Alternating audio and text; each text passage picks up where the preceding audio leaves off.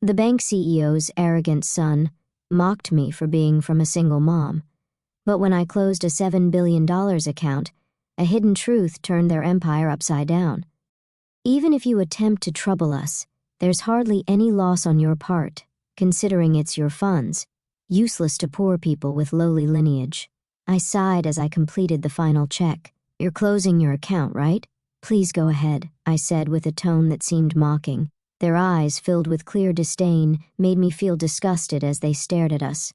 I decided it was time to give those who judge others by their upbringing a taste of their own medicine. With that thought, I smiled. My name is Tiffany, a 29-year-old office worker. Currently, I'm living a peaceful life with my mom while working. My dad passed away from an illness when I was young. His chronic illness had worsened early. My father, who was involved in various businesses, was always busy with work, out early and back late. Even so, he treasured his family time, and I have fond memories of playing with him on his days off. Mom and I were initially shocked by Dad's death, but Mom, not wanting me to feel lonely, cherished our time together. Fortunately, when Dad fell ill, he made sure, with the former CEO, to secure enough funds for our livelihood. Thanks to that, I was able to go to college, and both Dad's and Mom's parents were very supportive, especially my paternal grandparents, who lived nearby, took great care of me when Mom was away at work. We still go back to both sets of grandparents for holidays like Christmas and spend time together.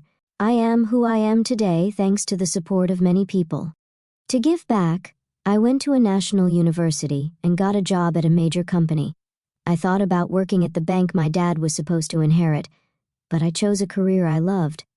As you're being told, do what you love. I've already handed the bank over, so don't worry about it. Thanks to a fulfilling home environment and the freedom to dive into hobbies, I had no interest in romance. But now, at a mature age, many of my friends are married with kids. This led me to think about marriage, and that's when a certain encounter happened. I never imagined this meeting would lead to a major incident. Hey, Tiffany, aren't you interested in love? That was the starting point, a question from a colleague at work. We've been close since our rookie days. You know, I have an acquaintance who's struggling to find a match. He's well-educated and handsome. You're highly educated too, Tiffany. Maybe you'd like to meet him? I've always thought it's a waste for someone as eloquent as you, Tiffany. There are even a few people in the office who are after you. She has a wide network and always shares various stories. She's living with her boyfriend, whom she met at a party, and seems very happy. She's quite concerned about my lack of romantic involvement. I had even consulted her about marriage, leading to this arrangement. A few days later, I agreed to meet a man named Yosef. The rendezvous was at a cafe, and as I waited nervously, a man approached me. Tiffany? Ah, yes, nice to meet you. You're Yosef, right? I said, feeling a bit anxious. Yes, thank you for today. Yosef's expression was blank as he looked me over. It felt like he was sizing me up, and I was a bit taken aback. Then, taking a seat opposite me, he quickly started the conversation.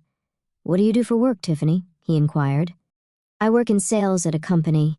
I've always enjoyed interacting with people and making use of my opinions, which is why I chose sales. I find it fulfilling, and I love the moments when customers are happy with their purchases, I replied, trying to ease the tension. What's the name of your company? He asked. I told him the name of my company. Upon hearing it, Yosef paused for a moment, then smiled. It wasn't a pleasant smile, more like one of satisfaction. My company is quite a large enterprise with good performance. We're well trusted by our customers, he said, his tone slightly arrogant. Since he asked, I decided to return the question. What do you do, Yosef? At my question, Yosef snorted with pride and began to boast. I work at Sunrise Bank as a department head. Sunrise Bank is a really big bank, you know. The work is tough, not something ordinary people can handle, but since my dad is the CEO and I'm the successor, it's different for me. I felt a stir in my chest at Yosef's words. I was expecting a normal response, but Yosef's aggressively toned words made me feel uncomfortable. Indeed, Sunrise Bank is a major bank. I knew about Sunrise Bank due to a certain incident, but I was surprised to learn that Yosef worked there as a department head. Wow, that's impressive. Sunrise Bank is a big place, isn't it? I flattered Yosef on purpose. I saw no need to be rude, and though I thought this would probably be our last meeting, I figured it was better to be nice. Pleased with my flattery, Yosef continued to boast about himself. Honestly, talking to him was painful. He did listen to me occasionally, but always turned the conversation back to himself, even making outrageous comments about his lack of romantic prospects. I'm quite popular, but it's always people who don't match my family background or education level that come to me. I felt the problem might be his attitude, but I had already decided not to meet him again after informing my friend. As time passed, he still looked satisfied and made a suggestion. I'd really like to meet your parents, huh? But we just met today. That's exactly why. Parents' excellence is important, especially if we're going to date, right? Inside, I screamed. I had no intention of dating him, but he seemed oblivious to my discomfort and kept pushing forward. When are your parents in? Are you available? I'll have to discuss it with my mom. What about your dad? As Yosef pressed on, I felt a growing sense of disgust but couldn't find the strength to cut him off. Oh, my dad passed away when I was young. At my words, Yosef narrowed his eyes suddenly. Waiting for him to speak, Yosef just said, "I see," and fell silent, pondering. Well, send me a date that works for you later. I'll adjust my schedule. No, thank you. Should we leave then? Before I could finish, Yosef stood up. It felt like talking to someone from a different world. Despite my reluctance, I had given him my contact information and even discussed meeting our parents.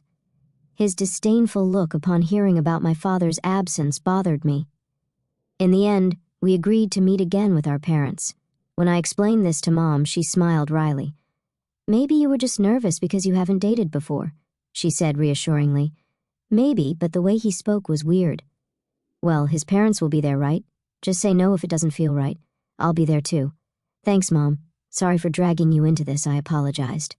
Mom laughed heartily. It's okay. No need for you to feel bad. Besides, I'm curious about Sunrise Bank, so let's see how it goes. So, Yosef and I arranged a family meeting. At that time, I had no idea Yosef had planned the meeting for such a shocking purpose. On the day of the meeting, we arrived at the place Yosef had chosen. It was a fancy restaurant. It's a big place, isn't it? I remarked as we entered. Yes, it is, Mom agreed. Inside, our table was ready, but Yosef hadn't arrived yet. We entered and waited, and shortly after the scheduled time, Yosef and his family arrived. Sorry we're late. The traffic was terrible. Nice to meet you. Thank you for today. Yosef's family unapologetically took their seats. Irritated, but not wanting to start a fight, I initiated the family meeting. After some time, Yosef's mom, Morgan, with a sly smile, spoke up. So, where's your father? Is he coming later, huh? She inquired, looking around. I looked at Yosef, but he just smirked dismissively and said nothing. I had already told him my dad was deceased. Morgan acted as if she didn't know, despite having agreed to meet our families. Mom quickly responded in my stead. My husband passed away from illness when Tiffany was young, so today I'm here as her mother. Mom responded with a calm smile. In contrast, Morgan raised her voice in an exaggerated manner. Oh my, Tiffany is from a single-parent family? Her words took me aback. Even after explaining that my father had passed away from illness, her tone clearly carried malice. Being from a single-parent family, life must be quite hard, huh? But she graduated from a public university. That's commendable, right? Really, but still, being from a single-parent family, wouldn't dating her be complicated? Yosef's family's conversation left Mom and me utterly dumbfounded. Despite being present, they spoke so disrespectfully, mocking us as if being from a single-parent family was something bad. Such words weren't suitable for a first meeting. Angered, I retorted in a low voice, "Excuse me, but after Dad passed away, Mom raised me with great care. I owe my current life to her, and isn't it rude to speak about someone like that when you've just met Tiffany?" However, Morgan burst out laughing at my words. Rude? Isn't it more absurd for the daughter of a single parent to think about marrying into a high-class family? I'm not really into strong-willed women. This is pointless. There's no getting through to them. Thinking this, I just stared at them in disbelief. I had high hopes since she works at a major company. Well, you'll eventually carry on Sunrise Bank, so maybe she's not quite at your level. As they hurled more insults, I felt no need to listen anymore. Trembling with anger, Mom glared at them. Did you invite us here today just to look down on us? I've heard from Tiffany about the other day. You're enjoying berating us for being a single-parent family, aren't you? It was the first time I heard her speak so sternly. Please stop with the accusations. It was just a little teasing, right? No one feels good being mocked, and all your remarks are condescending. We have no intention of listening to this any further. Yosef's family looked displeased at Mom's clear statement. Presumptuous for commoners, huh? Indeed, that may be the case, but this has made up my mind. Yosef's family looked briefly surprised at Mom's words, then burst into laughter. They seemed to be thinking, what can you possibly do? Mom sighed and began to speak. Actually, we have funds deposited with your bank, but we don't wish to entrust them to people like you. Oh, really? But we don't know your name, so it can't be much, right? It's probably insignificant. That's right. Even if you try to trouble us with your funds, it won't really affect us. Low-class poor people are not needed. I realized that even Mom's last attempt at reconciliation was in vain, but they continued to speak disdainfully, unaware. I sighed and made the final confirmation. We're closing our account, okay? Go ahead, Yosef's family responded with mocking tones and clearly disdainful expressions as they looked at us.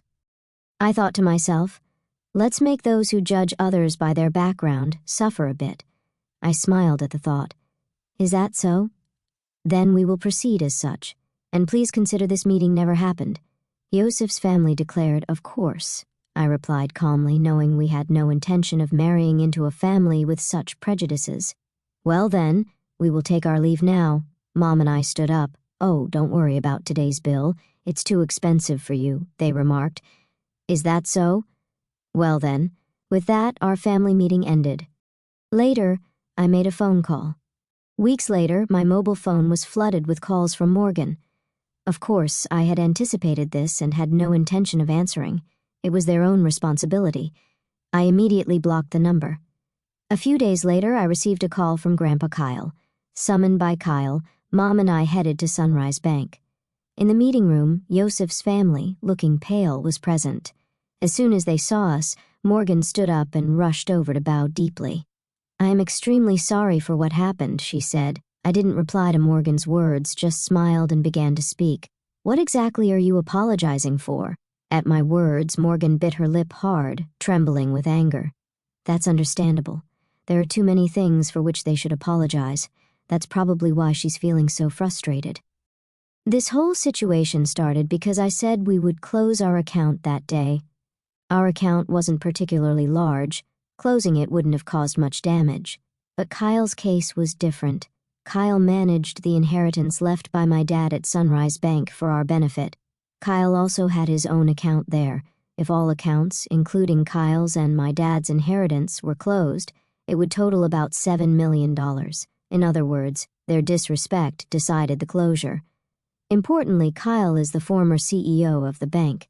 Dad was supposed to take over the bank but passed away young, so the position went to Scott. I didn't know that Tiffany was related to the former CEO, Scott, looking anxious, said. Yosef pleaded as if making an excuse. But that's no excuse. Even if they didn't know, their prejudice against our family is their own fault. You mean if we were relatives, you would have treated us differently? Dad interjected.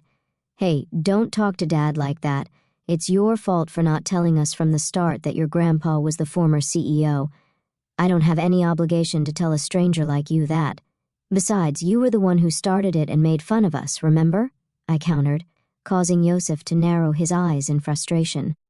You insulted me, knowing I was from a single-parent family. When I said I would transfer the bank due to insecurity, he told us to go ahead. We just did as we were told, but it's just that. It may be just that for you, but have you ever thought about the feelings of someone whose family has been insulted? Silence fell. Morgan was trembling, looking hopeless, and Scott was hanging his head. But Yosef still seemed unconvinced, his face full of dissatisfaction, getting all high and mighty just because people talk to you. Yosef remained unrepentant. At that moment, the door to the conference room opened, and Kyle appeared. Seeing Kyle, Yosef's tone grew defiant, and Morgan turned even paler, frozen in place. Only Yosef glared at me. Even after giving you a chance to reflect, you're still only thinking about yourselves. Kyle said, his tone stern. It's not my fault. It's her. Watch your words. If you continue, you'll end up even more miserable. Yosef, silenced by Kyle's words, glared at me again. Then, as if resigned, he burst out, "No way. Who would think a single parent's relative was the former CEO? You knew I was the future CEO and came to the family meeting just to mock us." "Yosef, be quiet," Kyle glared sternly, causing Yosef to breathe heavily. "Future CEO, ha!" Kyle then turned his gaze to Scott, who shrunk even more under Kyle's stare. "I understand wanting to leave the bank to your son, but now that I know his mindset, it's impossible for him to continue as CEO. That's ridiculous." Scott started to retort but sat down again under Kyle's gaze. "You still don't understand that your attitude is the problem. I retired. The board will decide. If you have something to say it to them. Remember, we recorded the previous conversation and this one. Don't forget that the voice recorder will serve as evidence." I took out a voice recorder in front of the three and pressed play. The recorder started playing back our conversation from the other day. "How dare you prepare something like that? It's unfair," Yosef exclaimed. "It was just a precaution, but remember, you forced me into this situation," I countered. Yosef had nothing to say in return, and their faces turned pale. "Thank you. We'll handle it from here," they said. So, Mom and I left. Ultimately, Kyle didn't transfer the funds. At least, not officially. Scott was removed from his CEO position, and Yosef, seemingly unable to handle the blow to his pride, resigned voluntarily. Kyle's influence in the financial industry meant Yosef would struggle to find work in the same field again. Whether Scott knew this or not, he seemed determined to work until retirement, but Kyle said it would be tough for him both mentally and physically. Morgan, who used to wield power as the CEO's wife, apparently started part-time work to maintain her lifestyle, but her character likely made it hard for her to keep a job. "I'm really sorry," I said. "It's okay. You didn't know, right?" Mom replied. "I only shared what happened with the friend who introduced me to Yosef. She just heard about him through someone else and wasn't at fault. Mom was initially concerned about being a single parent, but I'm happy now and can live thanks to the support I've received." When I told her that, she smiled and said, "Thank you." After everything was taken care of, Kyle told us to come over to his house again sometime. I'm really grateful for Kyle's help in resolving the situation. He was tough, but I'm happy now, so it's okay. "I have some good news for you," Mom said one day. "Really? It's not about dating again, is it?" I teased. "It's a friend of my boyfriend this time. He's definitely a good guy. I'm not interested in dating right now, but I'm satisfied with my current life. I want to keep cherishing those who support me, and maybe someday I'll meet someone I really click with.